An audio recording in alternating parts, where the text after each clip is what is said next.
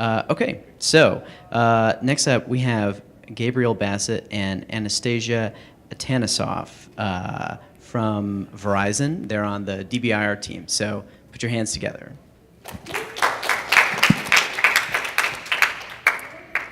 Okay, so we're not going to be talking about the DBIR report. In fact, we're not even going to be talking about the data in the DBIR report.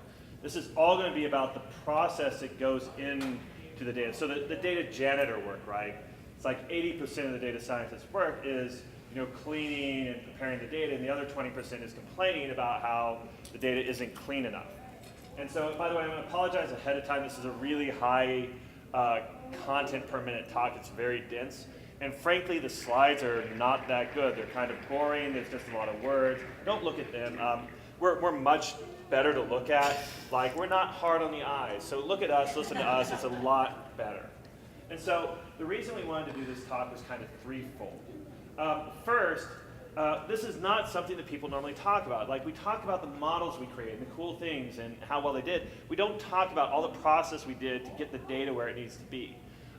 Second, we wanted to help have people understand how we got to the numbers, so that when you read the DBIR or whatever report, you can look at that number and understand the process that went into getting to that number.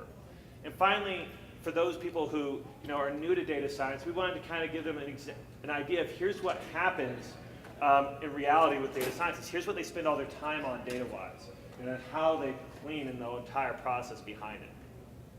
And so this is really, it's the agenda, but it's also the data flow. It's what the process our data goes through. And we're not going to really talk about how we store the data. Excuse me. We're not going to talk about how we store the data, but we store it in a Git repo, and it just kind of lives there. And so unless we mention otherwise, that's where all the stuff is happening. And so, I'll just skip the formal stuff. I'm the mad scientist on the team. I'm Anastasia Atanesov. I'm a data scientist. I have a background in security and pure and applied mathematics. I'm one of the co-authors of the report, and then I do exploratory and statistical analysis on the data. And yeah, I guess I should point out I am not Anastasia, I'm Gabriel, in case there was any confusion between the two of us. And so, talking about the report, if you aren't familiar with it, it's a report on 100,000 incidents that happen each year. And the goal is for it to be data-driven. We want it to be done to academic rigor, but we give it a really cheeky voice so that it's actually fun to read, because it's a report, and reports aren't fun to read. You're going to try again. I'm sorry, it's not on. That's why. Okay. There we go. Perfect. You told me before it was on, and so, well, I guess I wasn't live but earlier. the off switches, Okay. Should I go back? No, I'm not going to go back.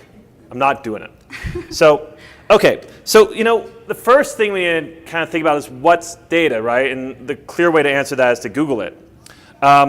And so I think this is kind of what we know data to be. It's something that's solid.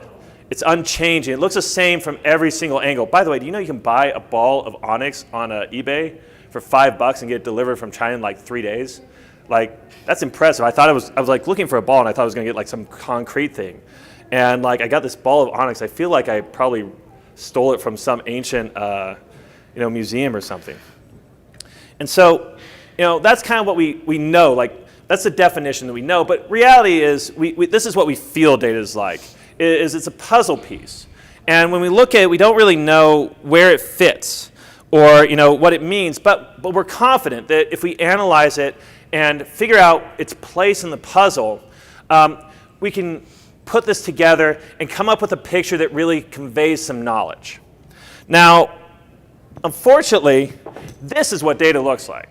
This is the floor of my rec room. I mean, not my rec room, it's my kids'. Well, no, it's actually both. We share the rec room. Some of these are my toys.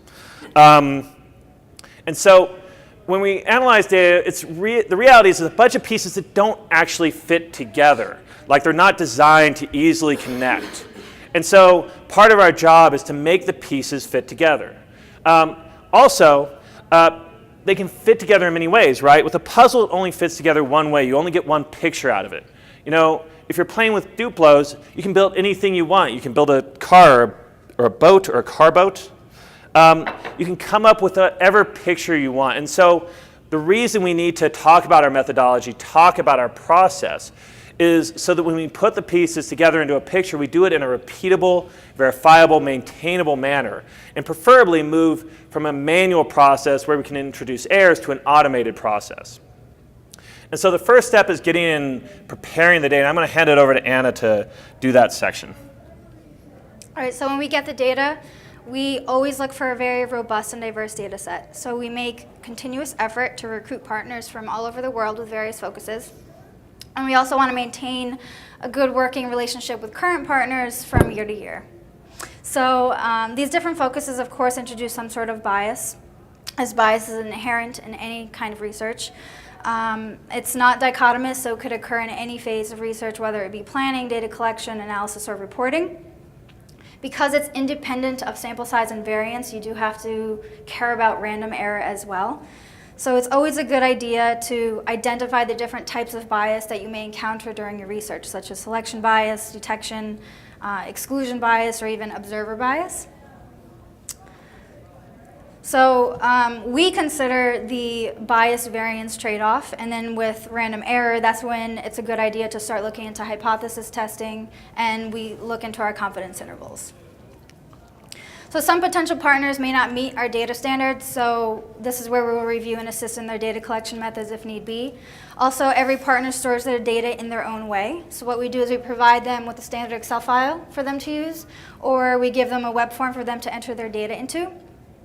And then we take the various, XLS, CSV, text file, or whatever, and we hand convert it into standard Excel in order to maintain consistency. So for those cases when we receive non-standard source data, what we do is we build mappings per partner. So we take their enumerations and we map them to ours, and we reuse these mappings each year. And then also, to complete some of those mappings, we actually have to hand code various features, such as adding in NAICS codes for industries, and do any kind of necessary conversions, such as timestamps, in order to maintain that consistency. So many times data is missing complementary encodings, so we either manually edit or we use heuristic rules using a script. For example, if you have an incident or record that has malware.vector.webapp in the record, the rules will also add in asset.assets.webapp into that record in order to help complete the data. If there's missing data, we contact the partner, see if they can provide it. If not, we automatically add in the required field as we put unknown in that required field. Also, because data is anonymized, we do add data to account for traceability. So for example, there are fields that the partner does not provide, but we add in, such as DBIR, source, or master ID, in order to help with that traceability. Sometimes we have to remove things from raw data. For example, we look at the source data, and we have to ensure that it's actually deemed an incident. How we define an incident is that it is a security event that compromises the confidentiality, integrity, and availability of an asset. So we don't include things that are not compromised, there's no impact, or if it's just informational. We also remove unintended duplication for those cases where an incident can be represented multiple times in the raw data. And we also remove already aggregated data. For example, if we get a text file and it just has counts by industry or counts by attack type or counts by data type, it's very difficult to make individual correlations with the aggregated data because we don't have access to the individual incidents. So we make a habit of reaching out to our partners and requesting that they don't provide aggregated data and the actual individual records. So for storing data, we have three main directories where we have our source data, first pass data, and reviewed data. For our source data, this is our original unchanged raw data. We never delete it, and we always keep copies for each iteration. We have our first pass data, which is where we just put the data into the DBIR format. So our collection, well, I'll get into that later. So the data is examined and then is prepared for import. And then for review data, we just take that first pass data, we review it for completeness, and then it's ready for import. So typically we have a couple members of the team that look at the review data to make sure that it's consistent from this year compared to previous years and that we're actually working off the same data set. Next, we convert the data into JSON, which is what our schema is built upon. So we use CSVs. We don't have to play around with worksheets. We don't have to play around with programming language parsers or anything like that. We use import scripts to convert input CSV to JSON. So each CSV is unique, and it requires its own import script. Overall, we have 3 different Python conversion scripts to import those formats. The problem with these scripts is that they've been written by multiple authors in the past. So we have run into consistency challenges where it's sometimes hard to maintain. So one solution that we implemented was that we actually modularized those import scripts, where we move common portions to separate modules using heuristic rules. And then we have a single control script where we import all the modules and then run the actual conversion process. Okay, I get the picture. And do you like the animation? It took me a long time to do that. I think it's very good. It's the only one in the chart. I promise I didn't like animate. From here on out, it's all animations. So no.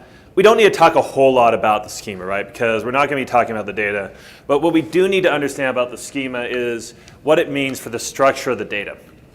And so we need a schema that could bring in both structured and unstructured data, right? Because we have data out of SIMS that is very structured tabular data, but we also have case reports that have to be coded up. And so our schema is a JSON schema, which is actually like a literal thing. You know, there's a standard for JSON schemas. And what it allows us to do is get a hierarchical structure for our data. And the problem is this introduces a couple things that later on we're going to have to account for. The first is the hierarchical nature. So if in normal we have like an action, right? And the action could be hacking. But we have varieties of hacking. So action hacking variety, SQL injection. Action hacking variety, cross-site scripting. Action hacking variety, use of stolen credentials. And so we need to be able to we're capturing at multiple levels of the hierarchy. And that's going to cause us parsing problems later on that we know how to solve, because I wouldn't tell you about them if I couldn't solve them. Not kidding. The other problem we have is that it creates multinomial data, non-exclusive multinomial data, in fact. So that normally what you'd have is you'd have a feature, and that feature would have a set of values it could take on. Well, our features can be multiple values at the same time. Action hacking variety can be cross-site scripting at the same time as its SQL injection, at the same time its use of stolen credentials. And the hierarchy, the JSON schema is fine. It knows how to handle that. But again, as we get into parsing, we'll see how we have to accommodate those challenges. And so a word about kind of the schema, the technical realities of it. So the schema itself, it was good, but we realized there were some fields we wanted for DBIR, and then there were other fields that we wanted for our open data set, VCDB, and then there were some fields that really were just exclusive to those 2 things, so the community schema didn't have that. So now we're up to 3 schemas. And by the way, each schema isn't really represented by a single file. It takes multiple files to represent it because the parsing scripts use different pieces of the schema. And so now we've got 5 files per 3 types. And of course, it's not a static thing. We change it over time. So now there's iterations of it. So now we have 5 files by 3 schemas by multiple iterations. And it turns out that if you take that and you store it in a single repository under the same name and just hope that people understand which directories are which, you don't know what the hell is what. And so instead, we said, let's go find a better way to do that. And so we've broken it out by the repositories that the schemas live in. So our DBIR version of the schema lives in our DBIR repository. Varus community, the C, lives in the Varus repository. And now we have a very clearly defined set of files and what they do and what they're used for, and that's defined in the repository with them. And instead of adding directories within the repository for the different iterations, we just iterate the entire repository. So we have good traceability. And these are things that are obvious, they're clear. No one would ever make these mistakes, right, except us, last year. Now the next fun thing about this is the reality is there's the schema, and then there's like the conversion script, and then there's the input file. And the theory is that the input file will be perfectly parsed by the conversion script, which will perfectly generate the schema. The reality is that Physics does not require the same fields be in each one of those, right? It's not like magically because you said it was that way, that's what happens. What happens is that you have this, and it all agrees the first time someone writes it, but then someone over here on the input file decides that they want, a couple more enumerations. And so they put them in there, but they don't tell the guy who wrote the import script. And so now it's here, and maybe they even put it in the schema, so the schema had something, but no one actually bothered to come back and tell the guys that wrote these two things to put it in there. Or they thought they were parsing it here, but someone commented that line of code out because it was really weird and they didn't understand it. And all of a sudden, over a couple of years, these things become inconsistent. And so we spent a lot of time this summer going back and making them consistent. And the reality was the issues are not in any of the major, or were not in any of the major places. They were minor things that really had low coverage enumeration-wise, but this is one of those challenges we run into, is you have to have a plan for how you're going to keep all of those consistent. And so the next step, once you've gone through that, you've parsed the data in the schema, now you want to validate, right? Because you want to trust, but you want to verify. And we get different anomalies. We get kind of missing values, or typos are the most common. Sometimes there's always one file that just, you look at it and you're like, how could any of our tools have outputted that raw data? Like, that is not physically possible. So you end up like spending hours going and fixing that one up. And like Anna said, we have heuristic rules that we're applying. We want to double check those heuristic rules. And so the validation script checks the heuristics. It also checks the business logic. We use NICS codes for industries. We want to check that even though that's a 6-digit or a 5-digit number, it's one of the valid codes, because not all numbers are valid. And so the validation script does that. And this is another place where we ran into an interesting technical challenge, because it turns out validating 100,000 records isn't always fast. And our Python script ran really, really slow at it. And so we're like, you know what? We can do this. We'll turn it into Node.js, and we'll validate it in Node.js. And that works. It was fast, but added a huge amount of technical overhead because it added an entirely new tool chain to our process. And when you add that, one, it makes scripting a lot worse because now you're calling Node.js from Python. And on top of that, you tell your team members, hey, do you want to install Node.js? And they go, no. And so they're like, you run it. And so now you're the only person who gets to run it. We fixed that. We went back and looked at the Python code and figured out now the Python is actually faster than Node.js was, but better, we condensed it down to a more maintainable product. And in fact, because it's all Python, we can import the validation script, and we can run that along with the import script, so it's a single-step process. And so, of course, if we're validating, that kind of implies that if we find anything, we have to revalidate or re-import. And in fact, we also get a lot of new data. Partners give us data over time. They give us this set and they go, well, we've got some more, and they keep adding. And it turns out that if you have 40 partners providing incident data, we had 70 partners, 40 or so of them provide incident data, and you have to do these iterations multiple times, it's a really great opportunity to look for speed, because I'm the one that has to do this. And it turns out we had it down to 4 steps last year, but every hour I had to come back to my computer, type in some line of code, hit the button, and leave for an hour. And it turns out when you do that 4 times at an hour each step, it takes 4 hours to go through each freaking iteration. It's my time, and you can't have a beer while you're doing that. And so the team finishes up the coding at 5 o'clock. They're like, great, Gabe, we're ready for you to start importing it. And 9 o'clock, I can finally have my freaking beer. And I want to have my beer earlier than that. And so this year we're bringing it into a more push button style. We're keeping state in the system so that we can just hit a button. It will realize, okay, these are the files that changed. Those are the ones that need to be re-imported, revalidated. It will rerun that. Assuming it gets no validation errors, it will tell us. If it gets them, it will let us know. And that way we've done it. And it gets us speed. It gets us consistency. It gets us repeatability. In fact, it lets us, we parallelize this now, so that each individual partner coming in gets its own process, and we're running 5 or 10 processes at the same time, which makes this so much faster. And so now we've got 100,000 JSON records, right? And the way we analyze these is we print everyone out, and then we put them in front of a camera, and then we just flip them really quick, and we look for, what we do is we put them in R. The whole picture thing isn't happening. So who here has used R? Yeah, a couple of us.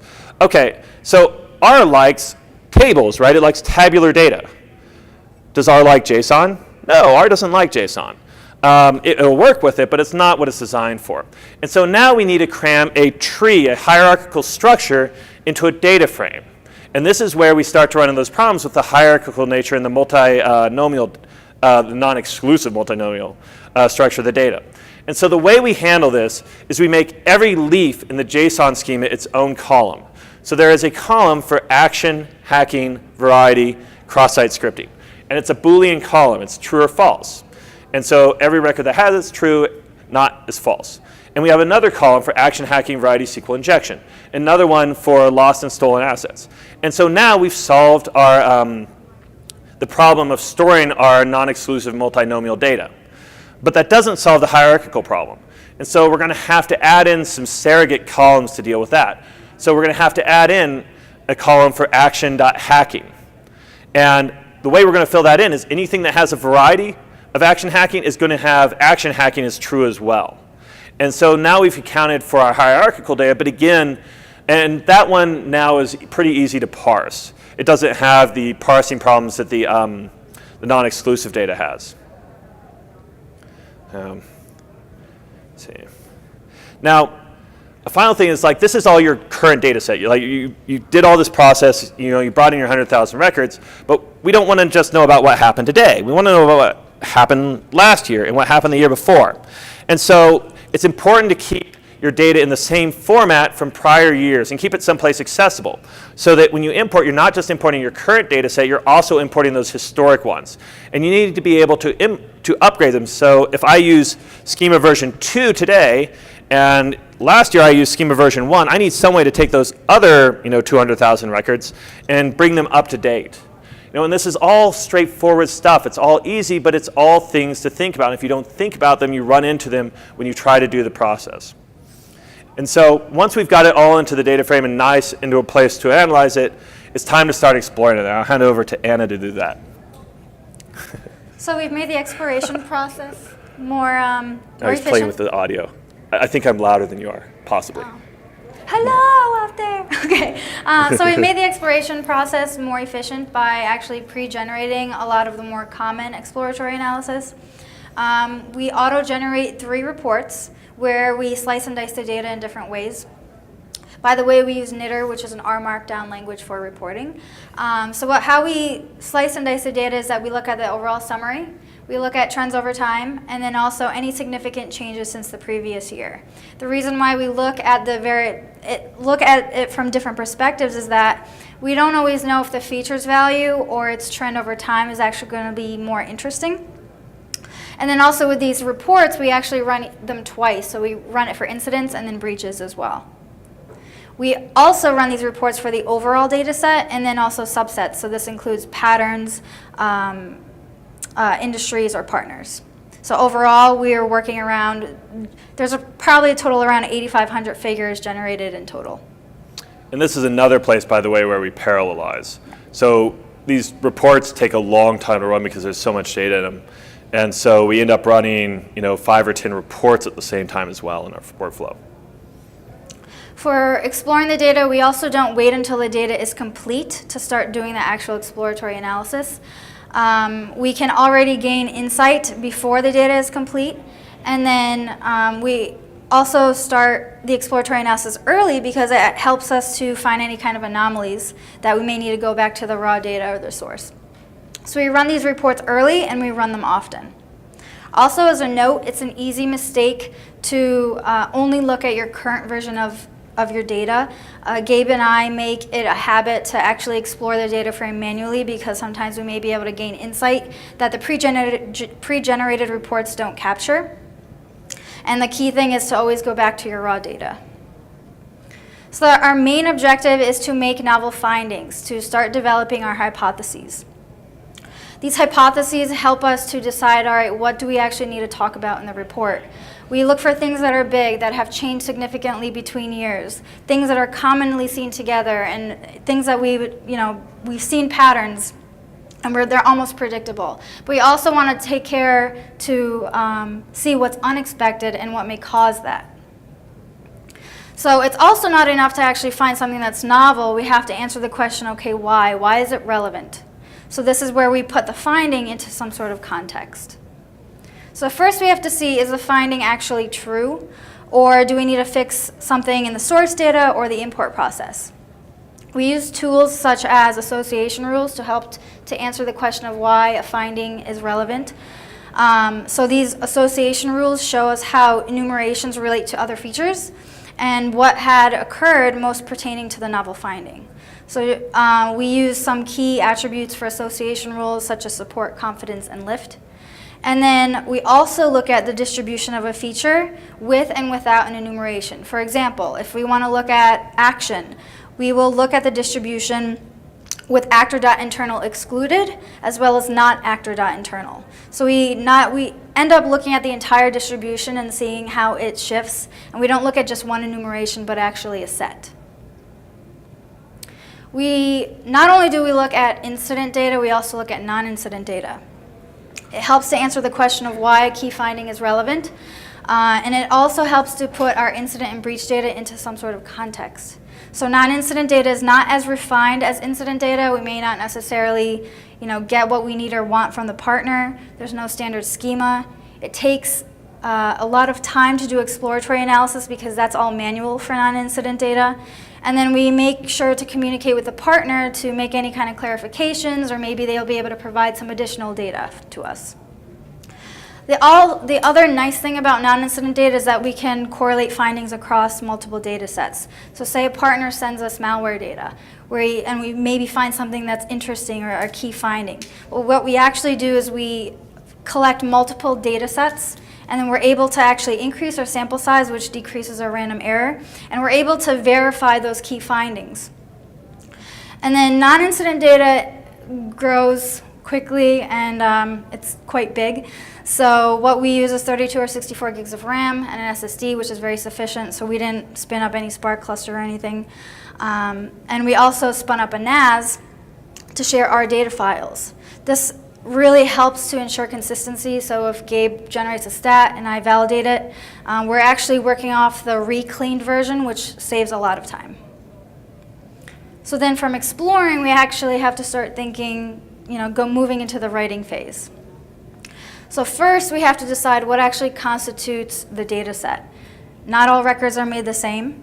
Some records have a lot of unknowns in the required fields. So what we do is we score all the records for complexity, and then we discard all those records that are below a certain threshold. So to date, our threshold is set to 7 enumerations. And this helps us to answer, okay, what actually encompasses the data set? Because the goal is that we want to represent all legitimate data.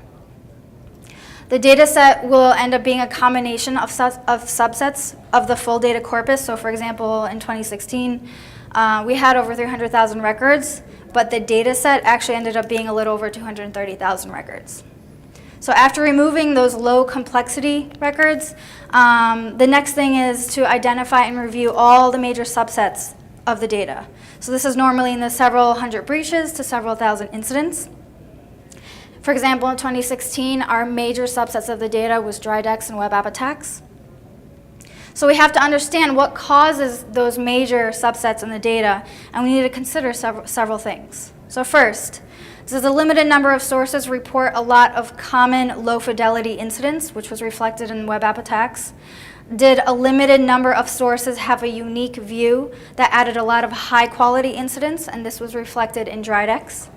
And then finally, did something unique happen this year that made something stand out across sources? And this is where we actually started getting into our patterns, where we see the same types of attacks happening over and over. So then we have to answer the question, okay, how do these major subsets affect the overall data set? Does it look like they don't affect it at all? Do they skew it in a way? Or do they eclipse it entirely? So we have to decide on how to handle these. First, we analyze the subset as part of the overall data set, and then we just caveat skew, which is what we did with DRIDEX in our report. We could also analyze the data set separately, which is what we did for web app attacks. And then we could also do both, which is where we start getting into our patterns. So overall, before writing, we need to work off a single subset of the data. This is our subset invariance, and at this point, we've decided what to include and exclude from the data set. We're also looking at approaches of accommodating for skewness.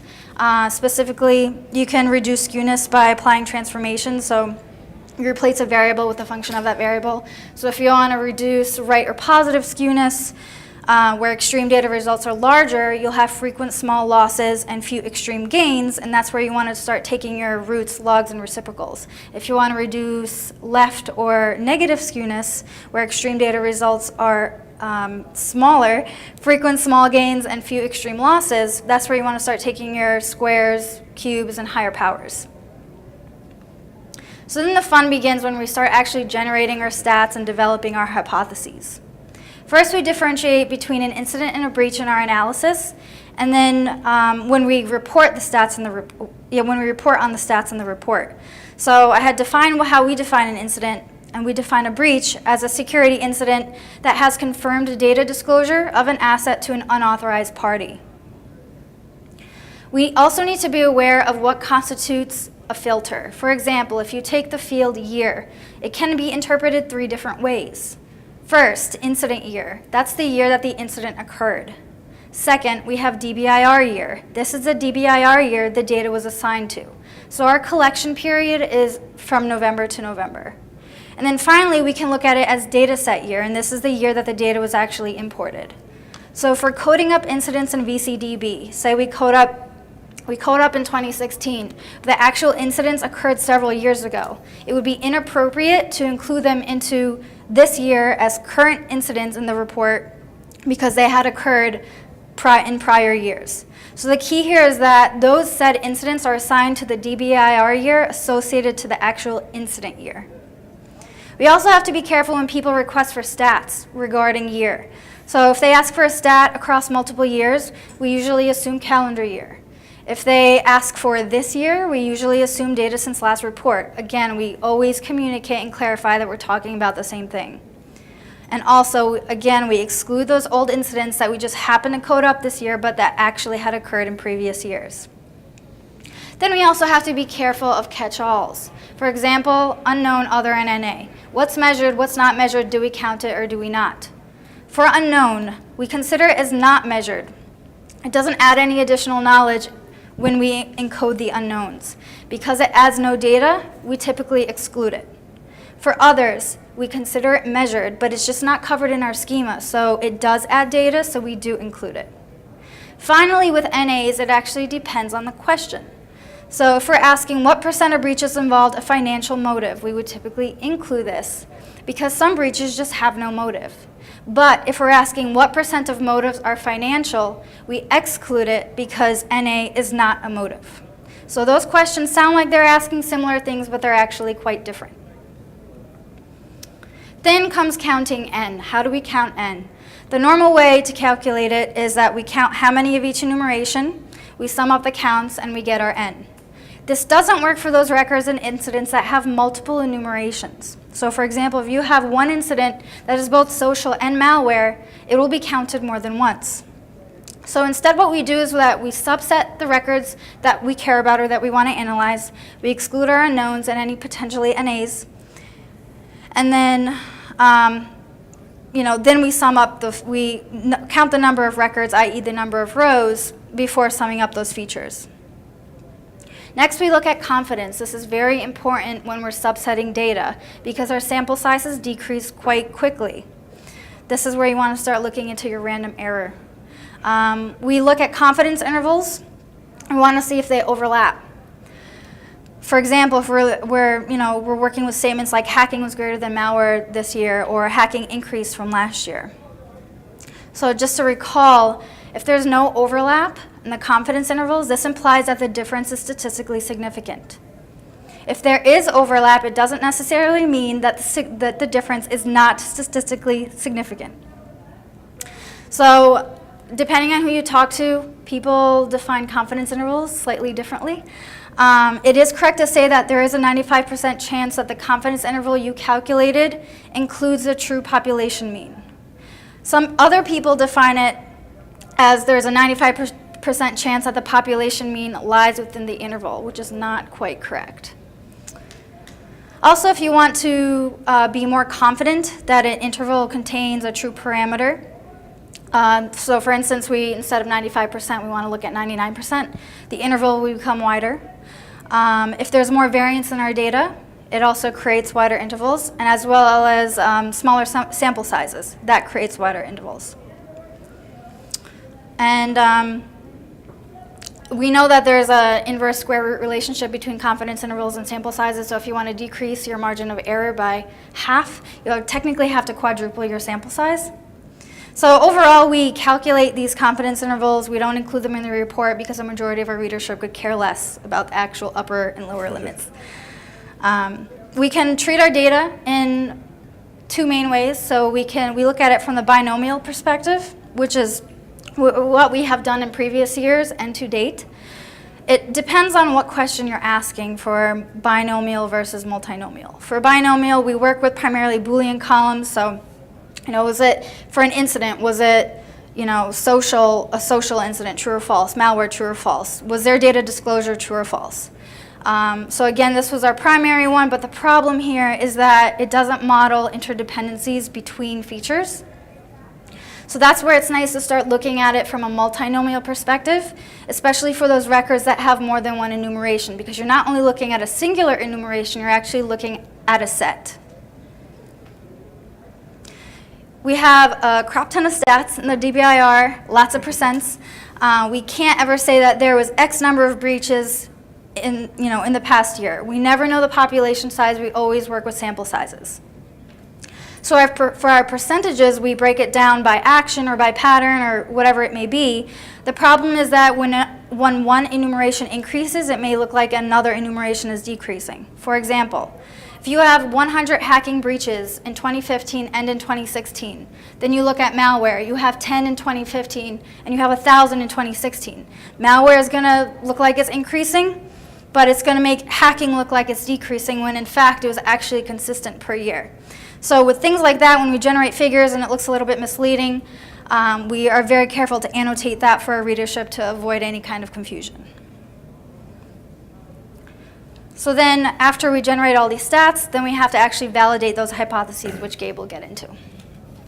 So I got to talk about validating the data. Now I get to talk about validating those hypotheses, right? Well, we'll start with the figures.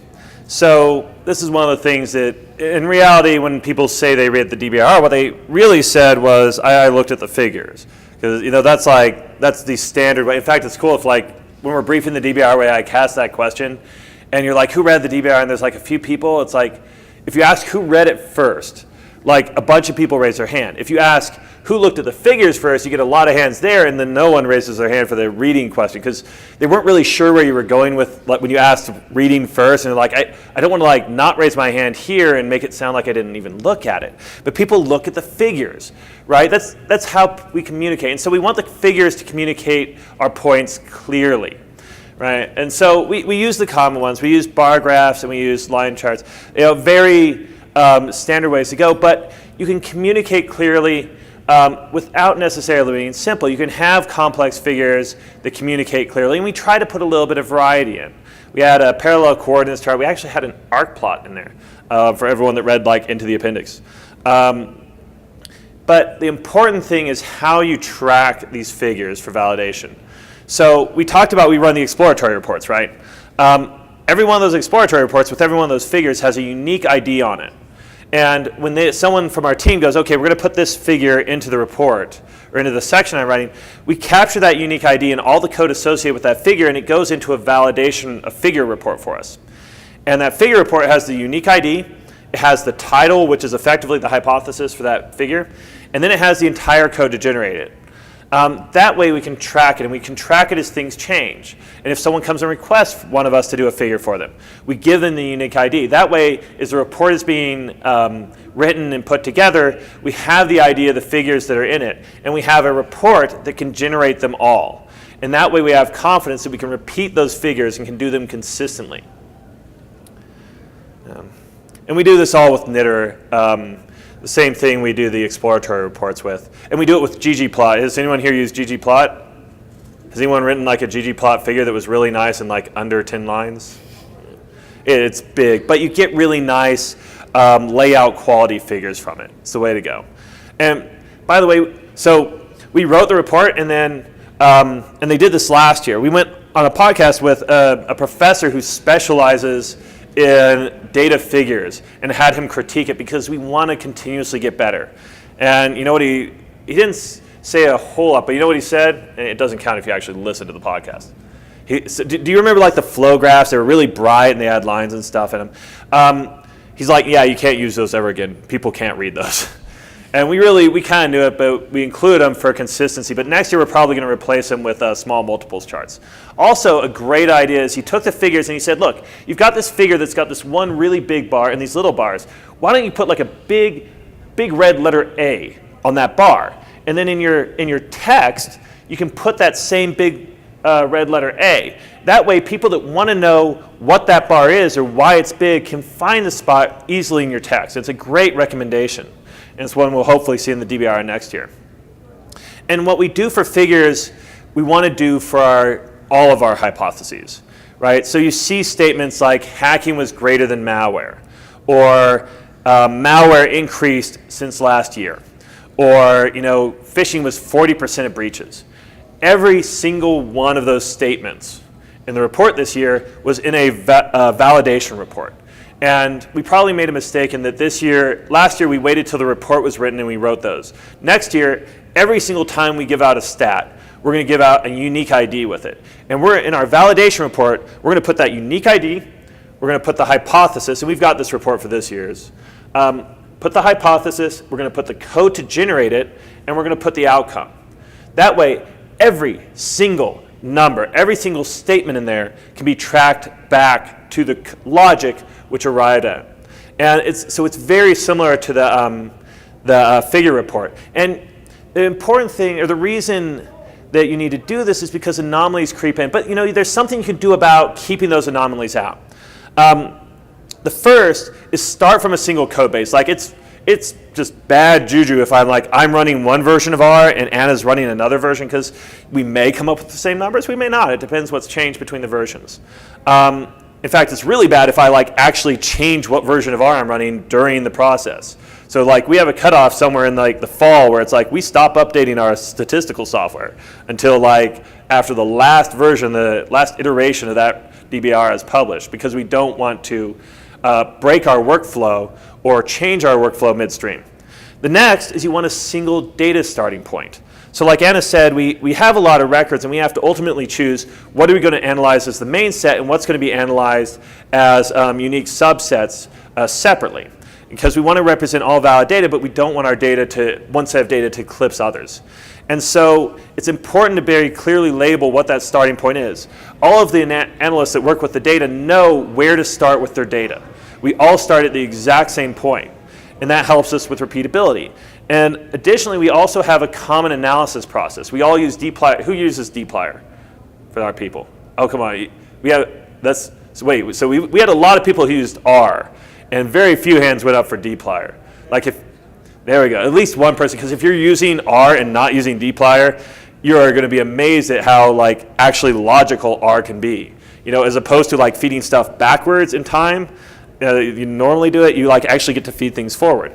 And so we use this standard process for doing it. And because of that, it's very easy for us to all arrive at the same answer every time. And so on the other hand, there's places where we've tried to do things like the association rules. We talked about those. So with the association rules, we've had issues where we generated stats and we generated interesting stuff in the association rules, but they're very hard to replicate. You have to start with the exact same data, the exact same columns. We can't run it on all of our columns, so we have to subset the same. And then it's like any machine learning algorithm, the arguments you give to it strongly affect what the actual outcome is. And so unless you got all that exactly the same as the first time you ran it, you're not going to get the same answer. So instead, for something like association rules, we're going to go back and recreate those stats using our normal dplyr process. That way we have confidence in the repeatability of them. And by the way, like we talked about in this track yesterday, it doesn't matter what your stats are if there's not a so what to them. And so you're going to do all these great stats, you're going to do all this analysis, great confidence intervals, and when it comes time to write, tons of it's going to get cut out, just line after line. You would not believe how much, it's our favorite, it's always the best analysis, isn't it? The stuff that we love gets cut out. And so it's important to just be prepared for that. Because if there's no so what behind your data, it doesn't matter how good the stats were, the analysis was, it doesn't go in. And so looking forward, we're doing a lot of work. The first on Varus. We're currently iterating versions to increase the enumerations to get a more coverage on what people want. We're also going to fix some consistency issues in the hierarchy on the next version. And then we're going to go to sequencing so that you can, in Varus, you can record this action happened, then this one, or this action happened and it compromised this, which led to this. Which will let us capture some additional granularity as well as being able to represent things like pin tests. We're also doing a lot of work on Varus R, which is the R package that parses Varus data. We're doing some internal changes to make it easier to work with it for those who have to deal with this kind of stuff. It currently uses data tables, which sound really great until they break everything you do like once a month. And so we're going to get back off those. It turned out it sounded good when we did it. We're also putting in additional helper code and functions and more analysis tools within it. It's stuff that currently resides in a separate repository, but we want to make sure it's available to everyone. And we're putting in more statistical tools and adding in things so that other people can run confidence intervals when they're working with R. Varus R is, by the way, all this stuff is open. You can download it off GitHub. We're also working on our workflow. And by the way, when we're updating this stuff, we're updating it in a consistent manner, especially like updating the Varus schema. We have a huge chart for everything so that every single thing in the entire workflow gets updated at the same time, and we don't have half the workflow on one thing and half on the other. And that's hard to do, but it's something you need to plan for if you're going to maintain a tool like this, a data tool. And so we're updating our workflow, making it easier, more repeatable, faster, and generally trying to make the whole system easy to run, consistent, and repeatable. And before we get to the conclusion, there's one thing I want to talk about here. We all generate data products, and we've come to terms with the data, but not everyone in the world, in fact, not everyone in information security has. Because it's hard when your brain is telling you something, like someone's telling you something with data, and your brain is telling you something different, right? And because you look at the data, and it feels a bit like magic, right? That analysis process, even when the entire methodology is disclosed, it still feels a little like magic because your brain is saying, I don't know if I believe that data. But there's a sign in the UK, it's like art on the side of a building, it says, your mind is crazy and tells you lies, right? And there's a lot of truth to that. Because if you kind of contrast what happens with your brain, right? Because your brain can organize all this. Like, it'd be great if you had a process, but you could put this all into a single picture. But it takes a lot of skill and a lot of thought to turn that into something interesting, all those disparate parts. And that's what your brain has to do. And the downside is there's no documentation of what your mind did, right? How those ideas were formed. You don't know what data went into it. Maybe your mind excluded all the little cardboard bricks. Maybe it brought in a bunch of Lincoln logs and added those because they were somewhere in your mind, and so it decided to include them in your model. You have no way of telling that. You have no way of questioning or validating the process that went into creating the picture. And you have no way of maintaining consistency. So like today I might look at this and that looks like a flamingo. And a few months down the road I get the same problem with the same data and I'm like, great, that's a Tonka truck. You have no way of maintaining consistency over time. Your mind is a black box. Andy Ellis, the CISO at Akamai, I think is planning on giving a presentation on this called the Complexity Apocalypse. And his base thing is that information security risks are now too complex for system one, for gut instinct analysis. And so it's important that us as data-driven people, encourage people to build a mental model that satisfies all the facts, right? Those that come from their mind and those that come from the data. So, in conclusion, the data is not perfect. It never is, it never will be, but you're here to help it tell its story, but not torture it. Have a consistent process, and if possible, automate for repeatability. More importantly, document everything you do. Put a unique ID on everything you generate.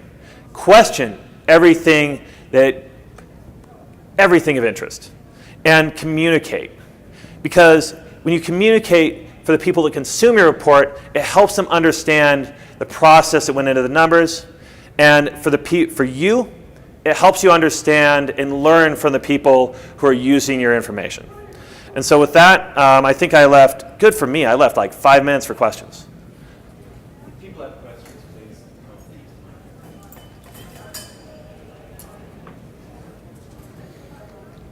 So you mentioned the fun stuff that doesn't make the report because it failed the so what test. Yeah. Any favorites or items? It was that you all the were malware analysis. Yeah. disappointed by? We pretty much we slice and dice specific malware names, and we wanted to see what families were very prominent.